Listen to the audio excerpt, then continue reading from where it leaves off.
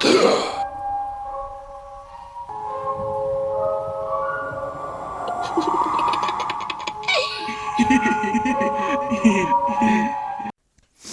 my loves, and welcome to yet another episode of Strange Playgrounds. Been away for a while, very busy at the moment, not only with writing work, but with my day-to-day work in social care. We're currently working in a house which is riven with COVID, which means all hands on deck. So I've been not only very busy, but also very tired, as you may have noticed from the lack of activity on the channel lately. I just haven't had time or breath or inclination to sit down and do anything for the channel. I've been getting home and going to bed and sleeping, and that's it, I'm afraid.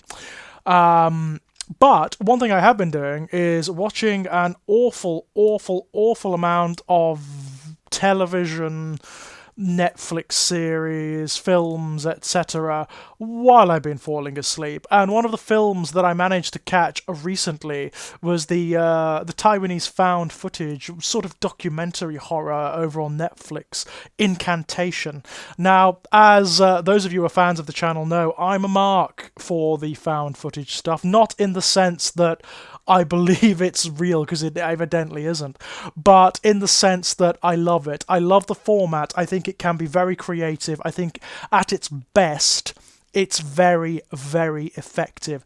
It's also one of those formats where you need to sift through the shit to find the diamonds, because anybody can do it, especially these days where the technology is so pervasive. Anybody can do a found footage horror film, as is evident if you go onto YouTube and type in found footage or documentary horror film. You will find hundreds of them, some of which are good, many of which aren't. This Taiwanese horror, found footage horror film, Incantation, I've heard a lot about it. There was an excellent essay about it doing the rounds recently by Gretchen Martin, which really intrigued me. It was a very in-depth, incisive essay about the themes that it deals with, which are very unusual for a found footage horror film. There is a tendency for found footage horror, I find anyway, to be far more nihilistic than more traditional narratively structured horror, which may be something to do with the format itself, because it is documentary, you know.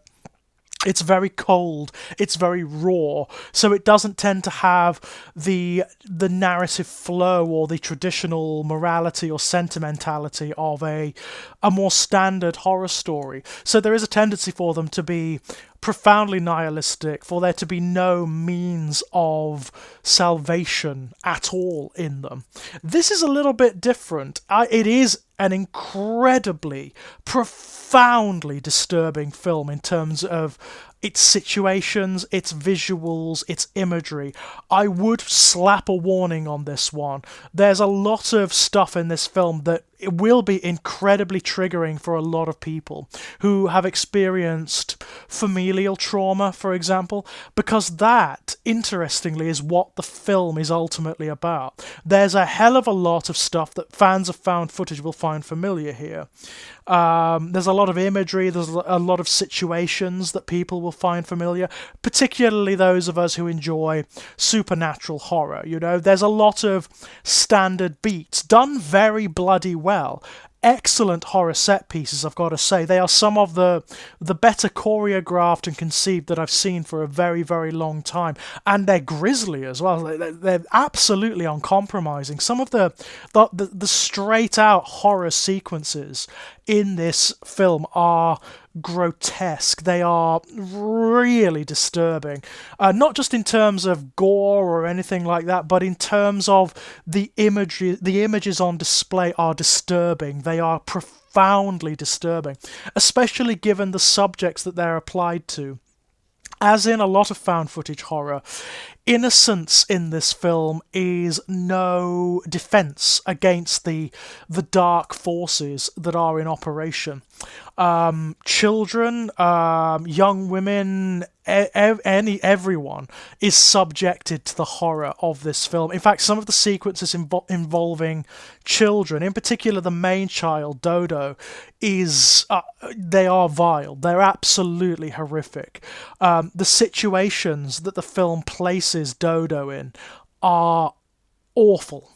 They are emotionally awful. They are physiologically awful. In fact, one of the principal tensions in the film is how far will a mother go to protect her child from a profound evil? You know, how much suffering can a mother stand for her child to experience in order to purge it of a greater evil?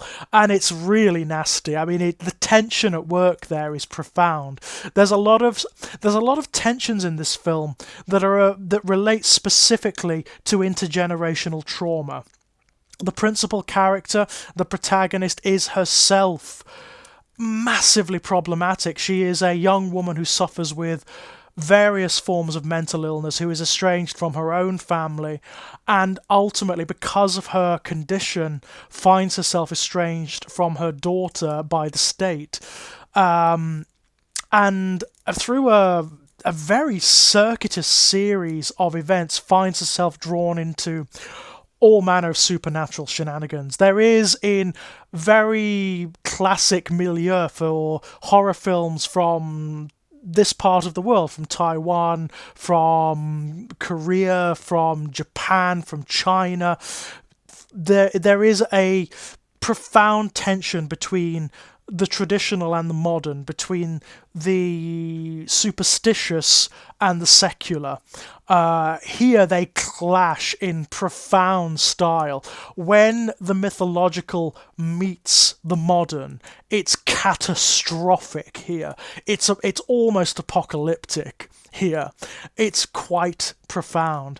The supernatural force that is at work here it nears the Lovecraftian. It's nigh unknowable. Those that come into contact with it, or with any aspect of it, not only go mad but end up mutilating themselves. They become prey to these weird supernatural phenomena that are visually very well realized and so disturbing. I mean, like, there are certain images in this film that make you feel dirty. They make you feel like you've been soiled for having seen them. Like, there's a fourth wall breaking element of this film where it makes you feel like, because you have seen the stuff that's going on, you're going to be prey to it. You've become tainted by it. And that is actually part of the film. The film incorporates you as the viewer in a way that a lot of the best found footage does, and there is a sincere interactive element to its horror.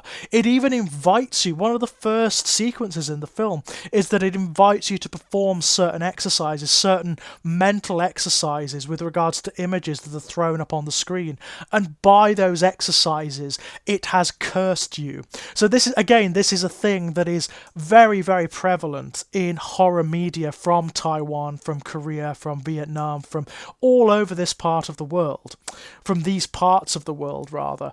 This notion of a curse. Curses are almost part and parcel of horror traditions from Taiwan, and this particular curse it's utterly repugnant, because very often the people inflicted with it haven't necessarily done anything to deserve it. Don't get me wrong, there are characters in it who do things to deserve it. I mean, there's a sequence involving the protagonist in her past and two ghost hunting friends when they're very, very young. They're very naive, and they end up going to this very small, isolated culture, which one of the ghost hunters, their relatives are part of it. And it all revolves around a particular mythology relating to a goddess, which is contained, it seems, within a tunnel or a cave within this little community, and this little religious community, it's their business to ensure that the goddess is maintained, that the goddess is contained to its prison and isn't allowed to wake up and wreak havoc on the world. And of course, what happens? They end up getting involved with it, and it ends up doing terrible, terrible things to them. But you know what? The girl herself doesn't do anything that bad. And certainly a lot of the ancillary characters don't do anything that terrible. They're not directly involved, but because they become part of the narrative, because they become exposed to it, it's almost like a disease in a way. And a lot of its effects emulate certain diseases like parasitic and fungal diseases. They become infected by it, and some of the things that happen to them are just profound. They are shocking in terms of their visuals. They are sadistic and very real. I mean, some of the set pieces are quite elaborate, but they do feel, in terms of the way they're shot, they feel very, very real indeed. They are not nice. What the film does very, very well, as the found footage film Norori, which we've discussed before as a Japanese found footage horror film that has a very, very similar vibe about it, what this film does beautifully is create atmosphere. It takes its time. It really takes its time to introduce you to the characters, to make you a part of the world and the mythology that it's drawing, and it makes you feel for the characters in a way that a lot of found footage doesn't.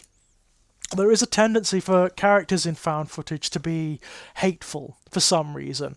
There is this horrible, horrible tendency for creators of found footage to conflate realism with being an utter prick, with being a hateful twat, and that is a problem in found footage horror, especially when the characters are so hateful or so dense that you don't care what happens to them. In fact, there are times in a lot of found footage horror films where you're like, yes, absolutely well deserved, you absolutely deserve that, you idiots, or you utter wankers. In this instance, there are two characters who are kind of like that, but even they are not terrible. They're just naive, they're just naive young people who don't really understand what's happening. Again, you get this whole theme of ancient wisdom versus modern naivety, which again is it's a sort of Taiwanese cultural tension.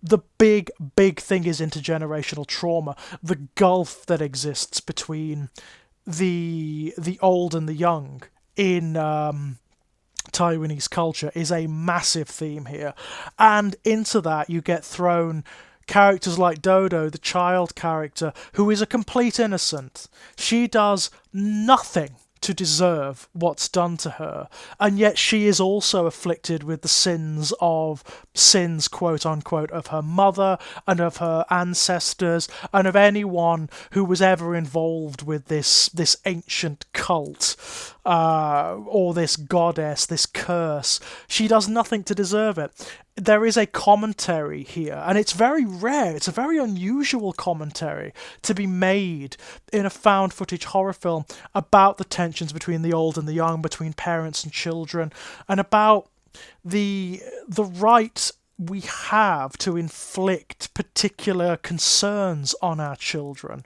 It's really fascinating. It does it in a very cold way, but a very particular way. And by the end, you really feel for this character, for the mother. You really feel for her, because she goes to the most extreme, self-excoriating, self-sacrificing lengths to protect her child from this curse. She literally throws herself into the bowels of hell, to protect herself, to protect her child from this curse and from this ancient demon goddess. It's pretty cool. It's a really interesting piece of work. You don't expect to find this level of emotional engagement in a found footage horror film. There is a tendency for them to be quite cold apart from the fear that they evoke. This one has an entire range of fairly complex emotions alongside the dread, the fear, that often quite sickening sense of inevitability that found footage films have. This one has that too, but in the midst of it you have this very compelling family drama, which is really, really good. It's really well done. It's quite surprising. I loved it. I mean, found footage, again, I love, but it is a difficult sell for me these days because I've seen so much of it and exposed myself to so much of it that there is a tendency for me to be a bit snobbish about it, I suppose, these days. I want the good stuff. I really want the good stuff. And this, I loved. I've got to say, I thought it was an excellent horror film. I thought it was an excellent found footage film, despite the fact that it does break the rules a couple of times. But the thing is, it's when it breaks the rules, it's deliberate. There are moments in this film where it switches perspective from the found footage, from the documentary stuff, to a more traditional cinema camera perspective, and it does it absolutely deliberately as an almost dramatic tool, and it really works. In the hands of other filmmakers, in any other film, it would be like, what? Why have you broken that? Why have you shifted format? Here, it actually works really, really well. And it feeds into a certain thematic element of the film, which is this tendency that it has to break its own tradition. So it breaks the fourth wall, for example. It talks directly to you as the viewer and includes you in its escalating drama, in its mythology, and in its horror.